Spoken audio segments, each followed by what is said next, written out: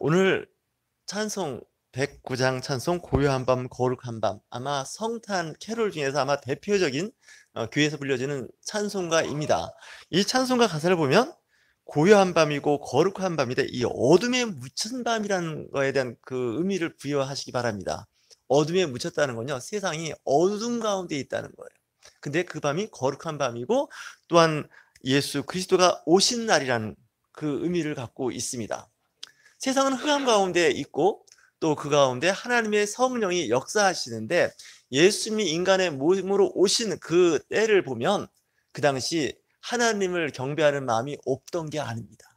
이미 헤롯 성전과 함께 대제사장과 제사장, 서기관과 바리새인, 사두개인, 열심당원, 에세네파, 여러 그 하나님을 따르는, 하나님 말씀을 지키며 산다는 그런 교파들이 있던 그런 시대입니다.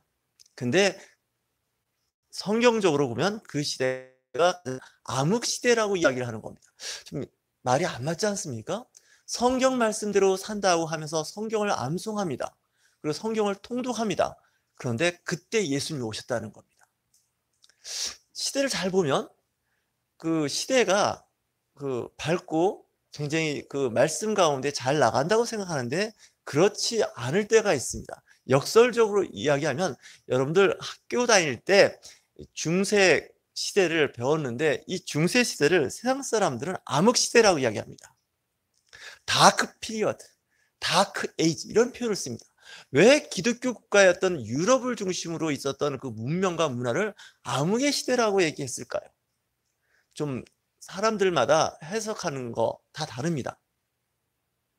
그 당시는 사실 전도의 의미가 없을 정도였습니다. 이미 유로에 있는 모든 국가들은 기독교 국가였습니다. 왕도 교황도 그 통치하는 데 있어서 기독교적인 정신을 갖고 통치하던 시대였는데, 이 상황은 그때를 암흑 시대라고 얘기하는 거죠. 예수님께서 오신 시대도 마찬가지입니다. 유대인들은 오직 하나님, 오직 구약 성경, 그리고 성전 중심의 신앙생활을 했다는 겁니다. 근데 문제는 그 가운데 성령의 역사하심이 없고, 그걸 암흑시대, 어두운 밤이라고 이야기하는 겁니다. 이 어둠에 묻혔다는 거 영적으로 잘 해석해 보시기 바랍니다. 내가 신앙생활을 잘한다고 생각하고 있는데 그 신앙생활 이면에 어둠의 영이 역사하고 있더라는 거죠. 제가 종종 얘기했던 기억이 납니다. 사단은 성경 말씀 갖고 들어온다는 거죠. 가장 기독교인들의 그 취약한 게 뭘까요? 성경 말씀으로 세워진 교회, 성경 말씀으로 살아가는 성도들에게 가장 취약점은요, 이 말씀이 문제입니다. 말씀에 문제가 있는 게 아닌데 그 말씀을 적용하고 해석하는 데 문제가 생기기 시작한 겁니다. 이 말씀을 가지고 생명의 말씀, 희망을 제시하고 힘들고 어려운 사람에 대한 돌봄이 있어야 되는데, 조직을 더 힘들게 하고 심지어는 조직을 와해시키더라는 거예요. 성경 말씀. 예수님께서 이 땅에 오신 것을 잘 생각해 보시기 바랍니다. 이 이사야가 활동하던 시대도 아마 그런 시대가 아니었을까요? 예수님이 오시기 전에 700년 전에 선지자이면서 예언자였던 사람입니다. 그는 약 50년 가까이 사역을 하면서 유대 나라에서 4명의 왕을 거치면서 사역했던 선지자입니다. 제가 구약의 예언서 중에서 이사야를 특별히 좋아하는 이유가 있습니다. 구약의 신약이라고 얘기를 합니다. 그만큼 오실 메시아에 대해서 아주 디테일하게 설명을 하고 있는 겁니다.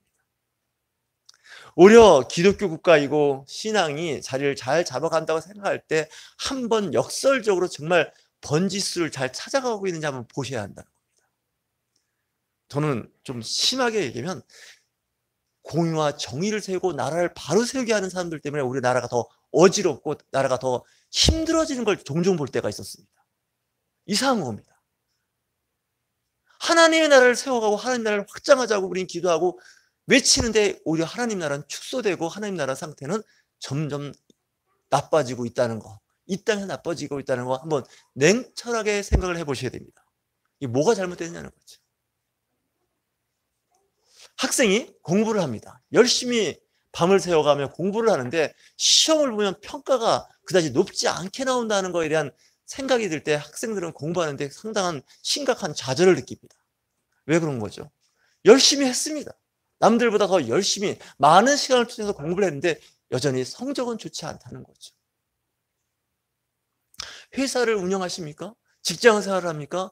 회사 열심히 운영합니다. 근데 회사가 이상하게 좋아지지 않는다는 거죠.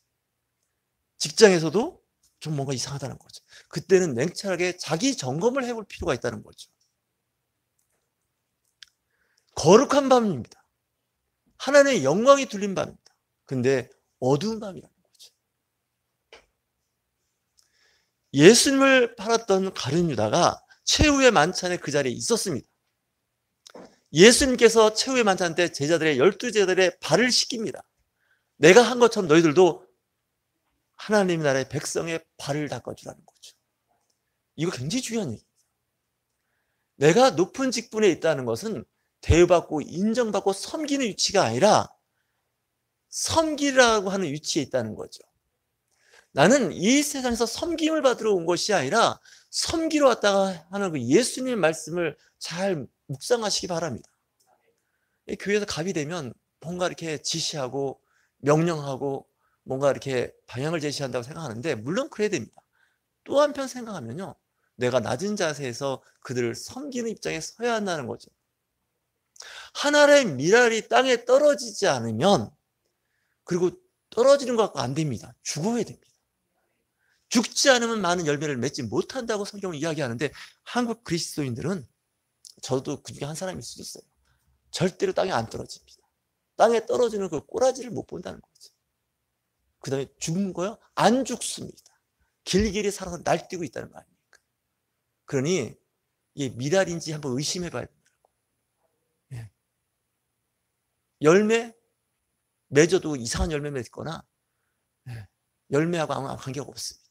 사회에 해악을 끼치고 있는 그런 기독교가 될 수 있었다는 거죠. 예수님이 오신 이유가 바로 그 부분을 좀 바로잡겠다는 큰 미션을 갖고 오신 겁니다. 예수님이 오실 때도 보니까 세상은 조용합니다. 고요한 밤입니다. 관심 없습니다. 왕도 관심이 없고, 그 당시 잘 나갔다고 하는 사두개인 계열의 제사장도 관심 없고, 말씀대로 산다고 그냥 입만 열었다면 말씀하는 그 바리새파들조차도, 서기관들조차도 관심 없습니다. 심지어 동방 박사가 와서 예루살렘에 와서 이거 보통 일이 아닙니다. 이날에 큰 왕이 태어났습니다. 왕별이 나타나는 거 아닙니까? 자동차로 말하면 스타렉스가 태어납니다. 스타렉스라는 뜻이 왕별이라는 뜻입니다. 원래 뜻이. 스타는 별이고요, 렉스는 제왕, 왕을 얘기하는 겁니다. 그 스타렉스. 저희 위에 스타렉스 한 대 있지 않습니까? 근데 관심은 없어요. 잠깐 사람들이 시끌시끌해요. 뭐 왕이 태어났대. 근데 헤롯 왕은 왕 안 태어났거든요. 왕자가 없어요. 근데 예루살렘에서 가까운 거리에 베들레헴이 있다는 거죠. 그곳에서 이제 왕이 태어난다는 거죠. 이세의 그 후손, 사실 이세의 아들은요, 다윗을 얘기하는 겁니다. 오늘 이사야 11장은요, 어찌 보면 다윗 왕에 대한 이야기입니다. 하지만 다윗의 그 후손, 다윗 왕, 그 메시아가 온다는 것을 암시하고 있는 말씀입니다. 오늘 말씀을 보면 하나님은 어떤 분일까요? 그 하나님의 그 성품, 인품, 인격을 그대로 가지고 오는 그 예수 그리스도 성령은 지혜와 총명의 영이요 모략과 재능의 영이요 지식과 여호와를 경외하는 영이 강림하시리니 그가 여호와를 경외함으로 즐거움을 삼을 것이며 그의 눈에 보이는 대로 심판하지 아니하며 그의 귀에 들리는 대로 판단하지 아니하며 라고 말씀하고 있습니다. 우린 눈에 보이는 대로, 귀에 들리는 대로 즉각 반응하는데 이게 가끔 오류가 난다는 거죠. 잘못되고 있다는 거죠. 여러분들 말씀을 들을 때, 누가 어떤 이야기를 할 때 그 말씀에 집착하지 마십시오. 목사가 할 말인가 하는 의심이 좀 들 때가 있지만 그 말씀에 집착하지 마십시오. 그 말씀 이면에 그 사람의 마음을 한번 보십시오. 왜 그분이 그 말씀을 갖고 나온 그 내부의 어떤 배경을 한번 보시면 파악이 쉽게 됩니다. 여러분 국어 시간에 문단 나누기 할 때 그 문단 나누기 그 중요한 게 뭔지 아시나요? 주제어를 알아야 됩니다. 그 주제를 알아야 돼요. 문장에. 그 주제의 문장을 보고서 문단 나누기를 하는 겁니다. 영어를 잘하고 싶으십니까? 국어를 잘하고 싶으십니까? 항상 국어나 영어, 어학에서는요, 문해력을 중요시합니다. 문해력이라는 건 뭐냐면 그 문단이, 그 문장이 무슨 의미를 뜻하고 있는지 그 뜻을 알아야 됩니다. 소위 말하는 그 지문을 잘 읽고 문해력이 있으셔야 됩니다. 성경도 예외는 아닙니다. 성경을 문자대로 적용하고 문자대로 해석하려고 하지 마시고 그 문자의 배경이 있다는 거예요. 하나님의 마음이 있다는 거예요. 그 하나님의 마음을 모르고서 그 문자들을 읽어버리면 성경이 상당한 오류를 일으키는 책입니다. 중세 때 로마 카톨릭이 일반 성도들한테 성경을 못 읽게 했습니다. 아니, 갖고 있다는 그 자체가 죄입니다. 지금은 집에 몇 권씩 있는 게 다 성경책인데 그 당시 그랬습니다. 한편으로는 우리 개신교 입장에서 참 이해하기가 어렵지만 또 한편으로는 이해가 갑니다. 왜 그런지 아십니까? 성경을 읽으면서 잘못 해석하기 시작하는 거예요. 일반 성도들이, 신도들이 사고 나기 시작하는 거예요. 지금은 또 성경을 각자 읽을 수 있는 자유함이 있는데 그 자유함 가운데 또 각자 나름대로의 해석과 적용이 다 달라지더라는 거죠. 그런데 그 안에 하나님의 영, 성령이 어떻게 역사하는지를 눈여겨보시기 바랍니다. 귀에 들리는 대로, 눈으로 보는 대로 심판하지 않는다는 거예요. 공의로 가난한 자를 심판하며 라고 되어 있습니다. 공의로 가난한 자를 심판. 가난한 자라고 해서 자꾸 이렇게 두둔하지 말라고 할 수도 있습니다. 왜냐하면 정의가 망가지는 수가 있습니다. 부자라고 해서 엄격한 잣대로 적용할 일도 아닙니다. 정의와 공의를 바르게 세워나간다는 거. 물론 성경은 힘없고 약한 자, 가난한 자에 대한 관심과 사랑이 많은 건 틀림없습니다. 성경은 계속 이런 말씀을 하고 있죠. 그의 입에 막대기로 세상을 치며 그의 입술의 기운으로 악인을 죽일 것이며 라고 되어 있습니다. 막대기는 심판을 이야기하는 거죠. 잘 보셔야 됩니다. 하나님의 말씀은 균형입니다. 밸런스를 잘 맞춰주시지 않으면 한쪽으로 기울어 버립니다. 기울면 배나 비행기가 항해를 할 때 상당히 어려움을 겪을 수밖에 없다는 거죠. 우리 기독교도 예외는 아닙니다. 하나님의 성령에 감동된 사람의 삶과 그렇지 않은 사람의 삶을 보면 상당한 심각한 문제를 우리는 관찰할 수 있습니다. 세상에서 성공하셨습니까? 세상에서 잘 나가고 있습니까? 한번 냉정하게 한번 생각해 보십시오. 그 이면에 그 다음은 어떻게 할 것인가 한번 생각해 보십시오. 그 패스하는 그 과정을 패스한 건 사실입니다. 하지만 그 패스한 거 이면에 그 다음에 무엇이 기다리고 있을까요? 좀 좋은 예가 될지 모르겠지만 우리나라에서 여러 가지 그 어려운 시험이 있는데 그 시험에 합격하면 정말 사회적으로 개인적으로도 보면 자기의 그 진로가 굉장히 그 역량 있는 길에 들어서고 있는 것이 소위 말하는 고시라고 합니다. 한 예를 들겠습니다. 사법고시가 있습니다. 법을 열심히 공부해 가지고요 사법시험에 합격을 하는 겁니다. 근데 그렇게 합격했다고 좋아할 일은 또 아닙니다. 그 이후에 또 여러 가지 일들을 통과해야 되는데 사법고시에 합격을 하면 사법연수원에 2년 과정을 공부를 해야 됩니다. 이 2년 과정이 또 만만하지가 않습니다. 사법고시를 합격한 사람이니까 얼마나 실력이 있겠습니까? 사법고시에 응시한 사람은 많이 있지만 합격한 사람은 많지 않습니다. 어쨌든 합격한 사람은 사법연수원에서 2년 동안 교육을 받습니다. 훈련이겠죠. 그리고 2년 후에 평가를 다시 받습니다. 그래서 그 중에 일부는 채용이 되고 일부는 채용이 되지 않습니다. 채용을 받았다 해도 또 그쪽의 영역은 또 만만하지가 않습니다. 하나의 조직 생활이고 직장 생활입니다. 거기 들어갔더니 층층시야 상사들이 다 있는 거예요. 나는 이제 겨우 이제 사법고시 그리고 사법연수원 수료하고 임용됐는데 갔더니 이건 또 보통 일이 아닙니다. 직장생활 해보신 분들 그런 말 들어봤나요? 하늘 같은 선배들이 쫙 있는 거 아닙니까? 네, 하나님하고 동급입니다. 네, 저는 늘 그렇게 얘기합니다. 제 군대를 갔더니 고참이 그런 얘기 하더라고요. 제가 교회 다니고 이제 신앙이니까 너의 고참은 곧 하나님이다 그러다가 그때 굉장히 거부감을 느꼈어요. 무슨 인간이 하나님이냐고 하나님을 모욕해도. 근데 이제 와서 보니까 그 말이 맞는 것 같습니다. 예, 예배소서 6장에 나오지 않습니까? 주께 하듯 하라. 주 예수 그리스도께 하라는 거예요. 그것도 육신의 상전에게. 군대에 있다 보면요. 그 당시는 지금은 안 그렇습니다. 40년 전에는요. 말도 안 되는 지시와 명령이 얼마나 내려오는지 이게 정말 정상적인 조직인가 할 정도였습니다.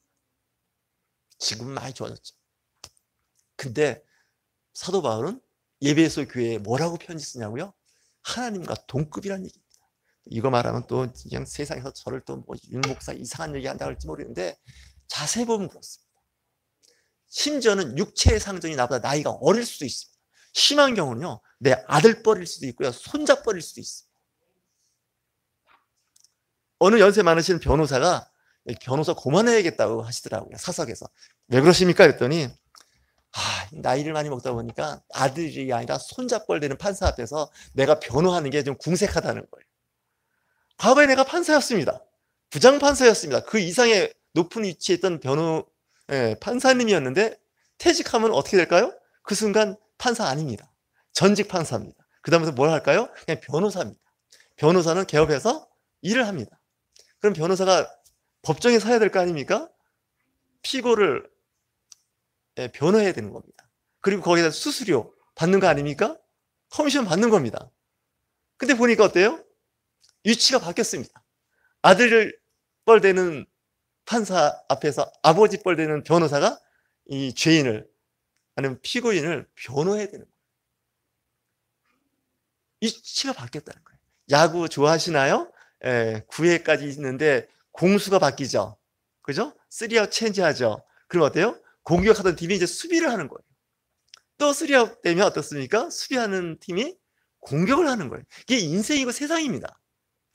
내가 과거에 누구였는데 내가 뭘 하던 사람인데 이거 중요하기도 하지만 현실은 안 중요하다는 거죠. 이거 정말 착각하시면 안 됩니다. 왜 예수님이 이 땅에 오셔서 많이 디스당했는 줄 아십니까? 30대 초반의 젊은 청년인 거예요. 근데 제사장과 대제사장은요 50대, 60대 그 이상이 나입니다. 인생도 더 많이 살았습니다. 성경 더 많이 읽었습니다. 그리고 또 보니까 금수저들입니다. 이 제사장은 어떻게 보면 세습도 되고 그 당시에 물려받습니다. 아무나 되는 게 아닙니다. 레위지파에서 선택받는 겁니다. 레위지파라고 다 제사장이 되나요? 어림도 없습니다. 정말 요즘 말하는 사법고시, 행정고시 합격한 사람들입니다. 그 사람들. 성경에 대해서 정통한 사람들입니다. 우등생들만 되는 겁니다. 그게 우리가 맨날 사두개파, 바리새파 막 디스하고 막 무시해서 그렇죠. 그 당시엔 최고의 엘리트 집단입니다.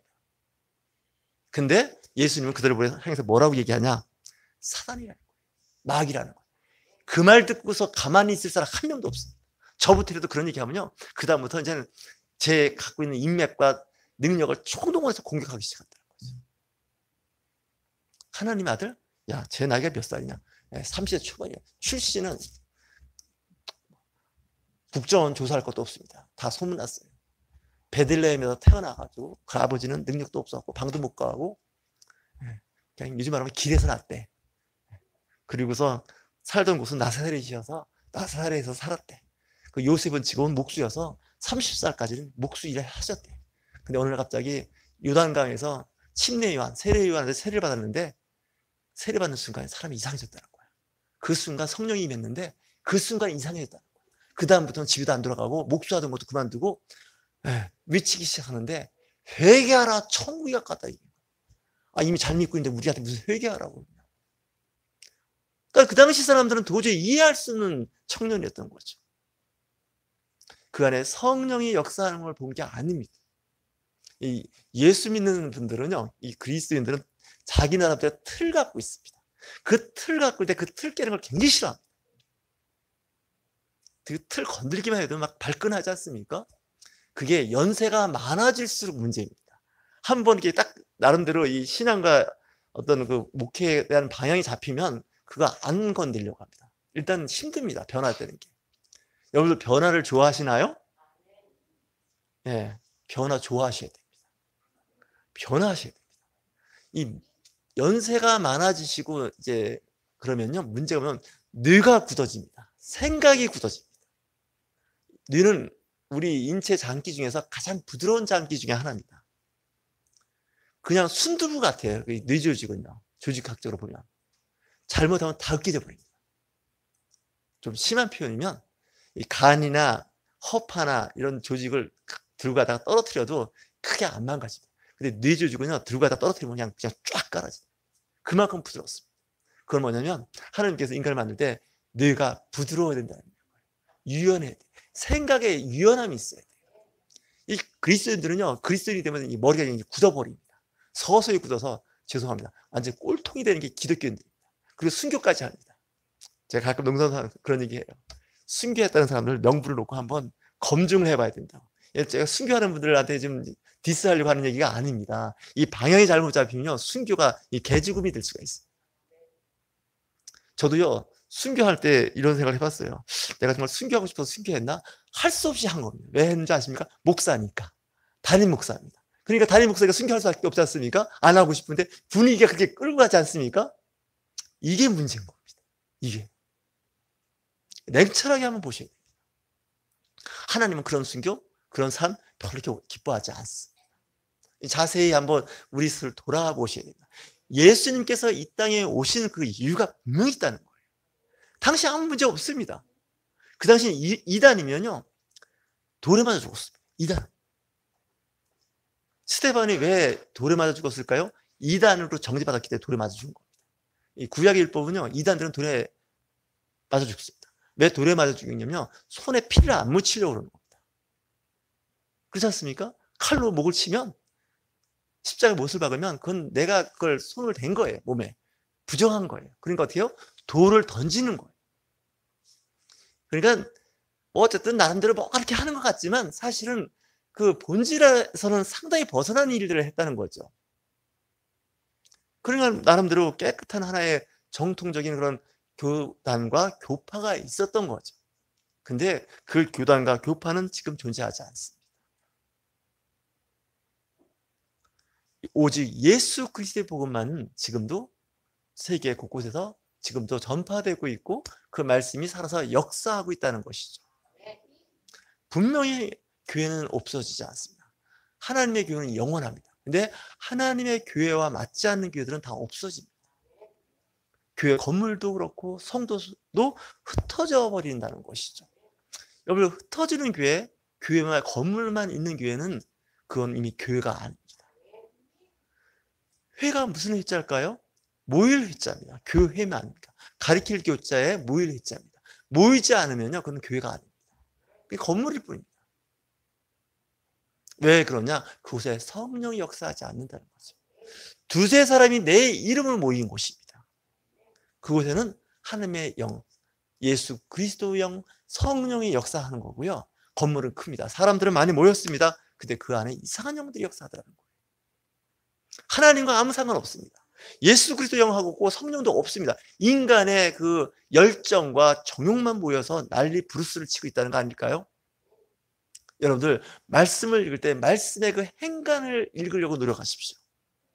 그 말씀의 그 뜻을 알려고 해야지, 말씀을 600구절을 외웠네, 1000구절을 외웠네, 성경을 50독 했네, 1000독을 했네, 필사를 몇 번 했네, 좋습니다. 안 하는 것보다 낫습니다. 근데 그렇게 한 다음에 그 사람의 삶이 어떻게 변했냐는 거예요.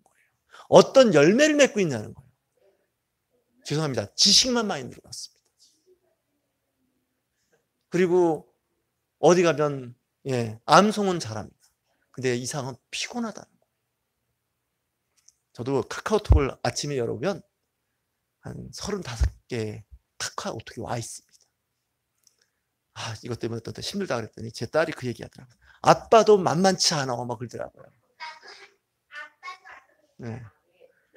저도 35통 받았는데 아침에 어떤 때 볼 때는 70통 보낼 때가 있어요. 저도 만만치 않게 말씀으로 고문하는 사람입니다. 지겨워 죽겠다는 생각을 하실 분도 계실 겁니다. 요즘에 그래서 카카오 스토리 잘 안 보냅니다. 일단 보지 않으실 것 같고, 또 아침부터 말씀이냐, 차라리 이러지 말고 초콜릿 하나 사주면 더 좋을 텐데, 이런 생각 갖고 있을 거 아니겠습니까? 말씀은 많은데 그 말씀이 말씀으로 다가오지 않는다는 거죠. 그러니까 말씀의 홍수입니다. 막 홍수가 났어요. 그냥 물은 무지하게 많아요. 근데 그 물이 뭐예요? 흙탕물이에요. 먹을 수 없는 오염된 물이에요. 그래서 홍수는 났는데 먹을 물이 없다는 게 그 홍수 난 지역 사람들의 말입니다. 그렇지 않습니까? 우물이 다 홍수 나가지고 흙탕물이 다 우물에 다 들어가 버렸잖아요. 거기다가 옛날 재래식 화장실 아시죠? 예? 더 이상 얘기 안 하겠습니다. 어떤 상태인지. 그런 상태에서 물은 많은데 먹을 물이 없는 거예요. 근데 교회가 그 모양이에요. 뭐 성당에서 오신 분도 있지만 뭐 성당은 안 그렇겠습니까? 뭐 개신교만 그렇겠습니까? 다 그 동네나 이 동네나 다 비슷하죠, 하는 게. 예. 이게 굉장히 큰 문제인 거예요. 근데 우리는 늘 찬송 부르고 기도하고 난리 부르스 치는데 하나님은 걱정의 눈빛으로 바라보고 있는 거예요. 저 한국교회 저 어떻게 하면 좋겠냐는 거죠. 이런 말하면 또 그런 분들 있을 거예요. 말은 참 못하고 유출적 목사 권위에 도전했다가 또 혼날 것 같으니까 목사님 교회나 잘하세요. 뭐 교회에서 보니까 뭐 제가 그래서 가끔 이제 나가서 막 얘기하다가 눈빛이 너는 잘하고 있냐? 그런 눈빛을 보는 것 같아서 그냥 가만히 있어요, 저도. 그래도 저도 또 말하는 위치에 있으니까 말은 하지만 그렇습니다. 이 성탄절 잘 보셔야 돼요. 그리스도인들은요, 거리에 나서서 구호 외치는 게 아니라고 생각하는 사람입니다. 지겨운 사람들입니다. 성경은 그렇지 않습니다. 내가 미달이 돼야 돼요. 내가 죽어야 됩니다. 근데 안 죽고 나서서 큰 소리 치는 사람들은요, 잘 보셔야 됩니다. 굉장히 성경적인 것 같은데 아닙니다. 절대 아닙니다. 매스컴을 통해서, 방송을 통해서 열심히 부르짖습니다. 제가 아닙니다. 성경의 파편적인 구절, 몇 구절 갖고서 자꾸 밀어붙이는데 이거 완전히 이상한 겁니다. 네, 이 순간, 이 유튜브로 나가는 순간 이 설교는 한 몇만 명의 안티가 생길 겁니다. 안티가 생겨서 부흥 좀 했으면 좋겠습니다. 안티 아닌 분한테. 여튼 간에 잘 보십시오. 이게 굉장히 위험한 상황에 있다는 거죠. 이 성령은요, 어둠의 영을 물리칩니다. 어둠을 물리칩니다. 그래서 어둠의 영을 물리칠 수 있는 그 성령을 잘 보셔야 됩니다. 가장 사악한 마귀가 뭔지 아십니까? 말씀과 함께 광명한 천사로 나타나는 게 문제예요. 이 인간들은요, 구분이 잘 안 됩니다. 근데 자기들은 착각하고 있다는 거예요. 잘 보고 있고 이 시대를 정확하게 보고 있고 이 나라를 바로 세우겠다고 난리를 치는데 아닙니다. 국가와 교회를 더 어지럽히고 교회를 해체시키고 정부를 믿지 않는 사람들의 복음의 전파의 길을 싹 막아버리는 겁니다. 예수 그리스도의 복음이 핍박을 받을 때 그때 교회는 더 건강했습니다. 가짜들은 존재할 수가 없었습니다. 교회 안에. 왜냐고요? 핍박받고 어려운 교회에 어떻게 가짜가 있습니까? 가짜가 교회에 들어온다는 건요, 교회를 통해서 뭔가 얻을 게 있기 때문에 가짜들이 모이는 겁니다. 분명히 알아두십시오. 성경은 가짜들에선 냉정합니다. 초대교회는요, 세례를 받으려면 교회를 3년에서 5년 동안 잘 신앙생활을 해야 그때에서 세례를 줬습니다. 직분은 아예 먼 얘기입니다. 왜냐고요? 가끔 간첩들이, 스파이들이 교회에 들어왔습니다. 왜냐하면 예수 믿는 사람을 잡아다가 감옥에 가둬야 되거든요. 신앙인인 척하고 교회 안에 앉아있었던 겁니다. 아지트를 다 고소고발하는 사람들입니다. 그러니까 교회 와서 앉아있는데 이 사람이 어떤 사람인지 알 수가 없는 거예요. 검증을 돌려야 되는 거예요. 근데 1년, 2년은 또 와서 앉아있는 거예요, 그 사람들이. 그래서 오랜 세월 검증을 해서 그때서야 이 사람이 신앙 고백이 삶과 일치한다는 것을 우리 공동체가 알 때, 그때 세례를 베풀었던 겁니다. 직분은 저 넘어서의 일입니다. 근데 한국 교회는 어떻습니까? 1년도 안 돼서 세례도 하고 1년 하면 세례를 줍니다. 교회도 책임을 져야 돼요. 이 신앙 고백과 삶을 검증하지 않고 직분을 줬기 때문에 생기는 각종 사고가 발생하기 시작했어요. 이 복음은 되게 쉽지만 또 한편 어느 단계를 거치는 과정은 아주 냉혹할 만큼 처절한 훈련이 있습니다.